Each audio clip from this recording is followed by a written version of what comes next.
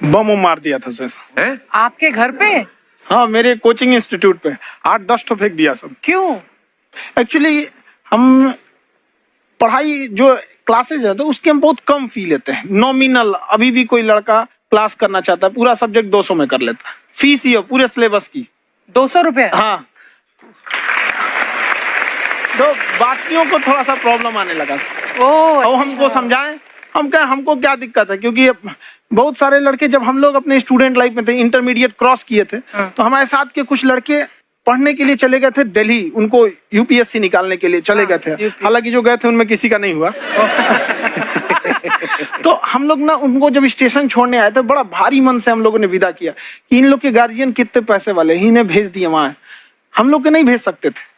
तो ऐसे लाखों स्टूडेंट है जिनके गार्जियन नहीं भेज सकते। इनका मतलब गरीब होना कोई अपराध नहीं है, उसे कोई पढ़ाई से नहीं रोक सकता। बिल्कुल।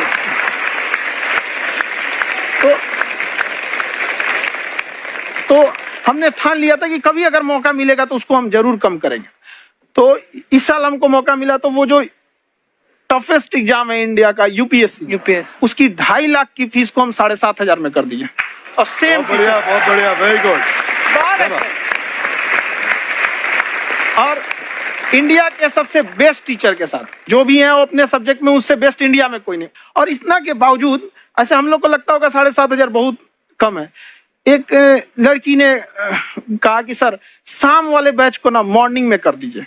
हम कहे बाबू तो इतना सबके इंडिविजुअल से तो बैच ट्रांसफर नहीं, क्या प्रॉब्लम है? उसने कहा ना शाम में हमको दूसरे के यहाँ बर्तन मांजने जाना होता है। तो हम लोग को लगता है कि जितना ये तकलीफ इससे कई गुना जाते हैं। और कई बार तो ऐसा लगता है कि वो भी ना ले। एक लड़का बेचारा नदी से बालू निकालता था और वो बालू को भरता था, फिर नाव बालू को किनारे लेके बेचती थी, और वो बालू भरता था, उससे मेरी फीस ले आया। हमारा हाथ कांप गया, हम कैसे फीस ले लेंगे यहाँ पर। बहुत बढ़िया। उसी दिन हमने ये प्रण लिया था कि भारत का कोई भी बच्चा, उसके सफलता में पैसा उसकी बाधा नहीं बनेगी, चाहे उसको जितना भी पढ़ना रहे। आपका क्या बात। और अर्चना जी, मैं इनके बारे में एक बात, खान सर आपके बारे में मैं एक बात कहना चाहता हूँ। इनका जो स्टार्टअप है ये बूटस्ट्रैप्ड है। अच्छा। मैं साधारण भाषा में बता देता हूँ, ये सेल्फ फंडेड है। इन्होंने अभी तक किसी और से पैसा नहीं लिया है, ये इन्वेस्टर के पैसे से नहीं, इन्होंने खुद इसको बिल्ड किया है। और बल्कि इतना स्ट्रॉन्ग स्टार्टअप है ये कि मैं कहूंगा कि अगर इन्वेस्टर्स को इन्वेस्ट करना हो तो मैं इंडोर्स करता हूँ ऐसे स्टार्टअप्स को। यही सब चीजों को देखते हुए कई लोगों ने धमकी भी दिया था वहां पर। अच्छा। और उसके बाद बम चला दिए, और 7-8 बम चला दिए, और कुछ ब्लास्ट हुआ। एक बेचारा नया लड़का आया था एडमिशन लेने के लिए, उसकी स्कूटी उड़ा दिया। वो आया था, कहा कि सर हम तो पढ़ने आए थे, हमारा स्कूटी उड़ गया। हमारी ऑफिस उड़ा दिए सब। एक तो पास में आके गिरा और नहीं फटा वो।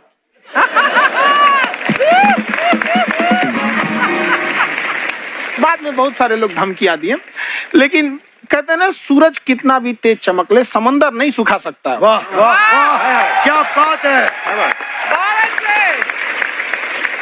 मैम एक्चुअली ये फीस कम करने का एक और रीजन है।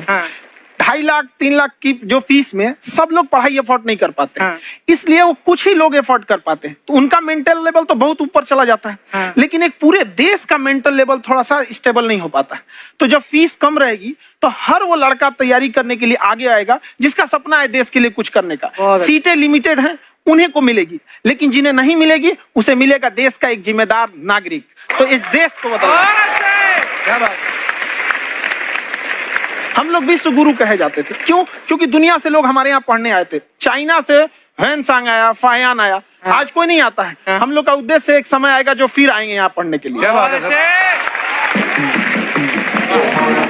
पर आप देखो अर्चना जी, सबसे ज्यादा IPS IAS बिहार से निकलते हैं। आप देखो पढ़ाई लिखाई में पॉलिटिशियन बहुत बड़े बड़े निकले हैं। अब तो ऐसा नहीं है, खेती करेगा तो कोई खास वो नहीं रहे, ऑप्शन भी नहीं है। सही बात है। बिहार की मिट्टी में एक चीज है, जिद तो बहुत जबरदस्त है। कुछ भी नहीं रहेगा तो सब कुछ पाने का उसको जिद रहेगा, करके भी दिखा देगा। कर देंगे हम यहाँ पे।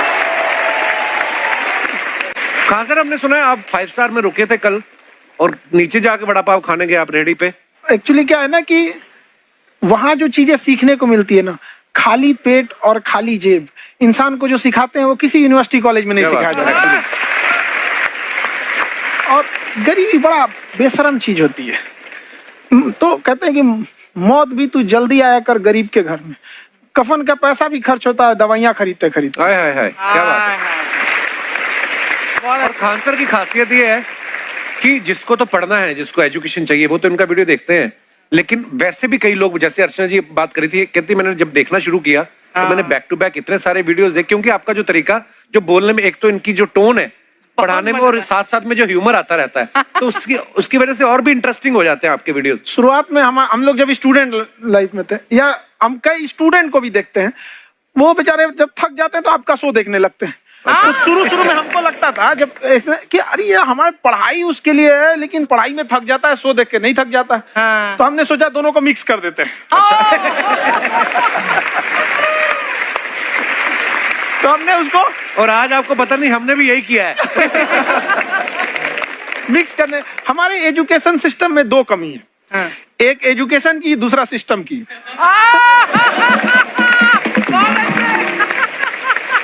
लगा के गोरी लेंस नीला नीला तबाह करूं जीवा, लगा के गोरी लेंस नीला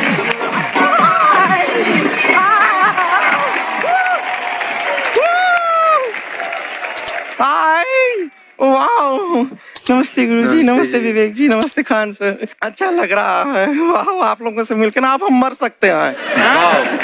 मरो फिर। ये कैसी बातें कर रही हो गुड़िया तुम? हम कह रहे हैं हम इंड पे मर सकते हैं। आप पटना से है ना?